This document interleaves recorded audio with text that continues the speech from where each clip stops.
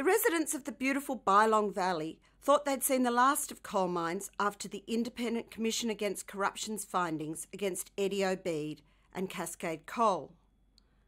But now the village is facing a new coal proposal from Kepco, a Korean power company. It's seeking approval for a mine that will extract 6 million tonnes of coal a year for the next 25 years.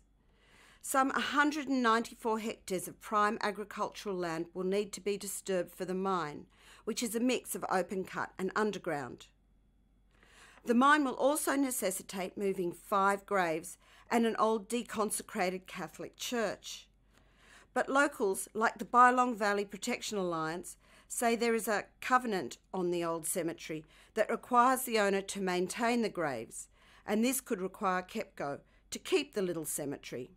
Activist Craig Shaw is fighting the development.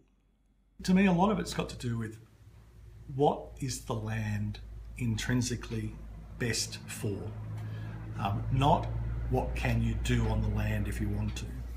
And the fact that we have such good quality soils on the floor of the valley means that it's very good for farming.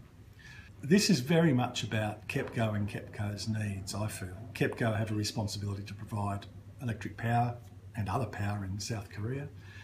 They say that the generating capacity for coal needs to increase substantially in the next decade or so. So they really need to have access to a lot of coal, and because they've been concerned about access to coal, they've made this decision to vertically integrate, to produce more of the stuff themselves, to sell to themselves. What I'm hoping is, however, that we've kind of reached a bit of a tipping point in New South Wales and probably in Australia more generally, particularly with Shenhua on the Liverpool Plains, where people are suddenly now far more conscious about the competition for land use, the competition, if you like, for whether it should be a mine, whether it should be farming, what are we doing with our water.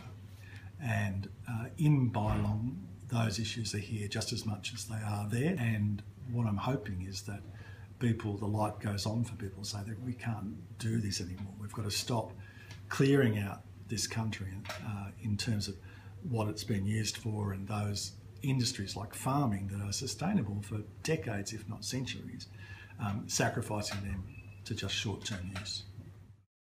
The environmental impact statement is due to go on exhibition in a few weeks.